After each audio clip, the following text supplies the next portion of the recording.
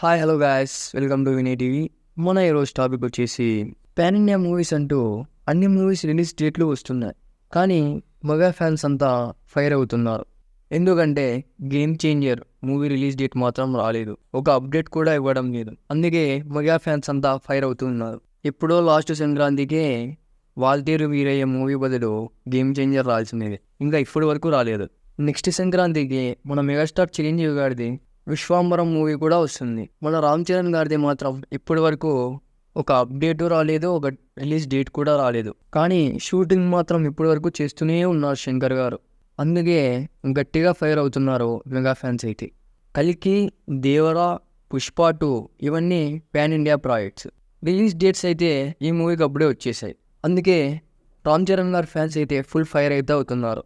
But ఇప్పుడు game changer release డేట్పై update కావాలంటే I think next month March 27th Ram Charan గారు birthday ఉంది కాబట్టి ఎప్పుడు మూవీ రిలీజ్ డేట్ అనే అప్డేట్ ఇస్తారనేది నేను అనుకుంటున్నా.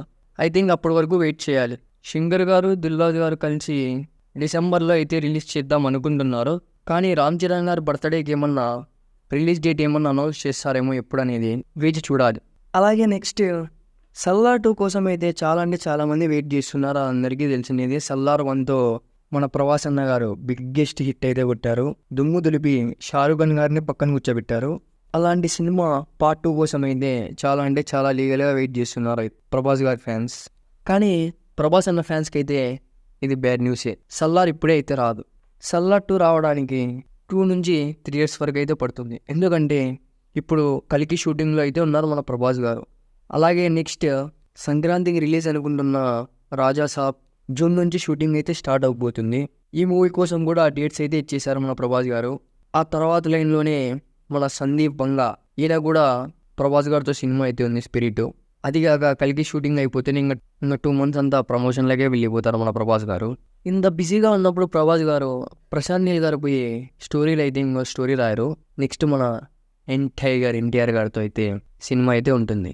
ఏమంటే ఎన్టీఆర్ గారు ఏమన్నారంటే, ప్రభాస్ గారు ఒకవేళ సల్లార్ 2 సినిమా తీస్తారు అనుకుంటే నేనైతే కొన్ని రోజులు వెయిట్ చేస్తానని అయితే చెప్పినారు. ఒకవేళ ప్రభాస్ గారు ఏమన్నా 2 years వరకు సల్లార్ 2 పైన ఇంట్రెస్ట్ చూపించలేదంటే ఇంకా ప్రశాంత్ నీల్ గారు ఎన్టీఆర్తో షూటింగ్ అయిపోతేనే KGF Chapter 3 కూడా తీస్తారు.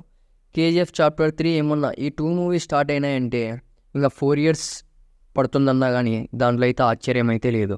ప్రభాస్ గారు ఏమన్నా సల్లార్ సీక్వెల్కు టైం ఉంది అంటే ప్రశాంత్ నీల్ గారు ఎన్టీఆర్ గారితో సినిమా చేసేకైతే రెడీ అయిపోతారు.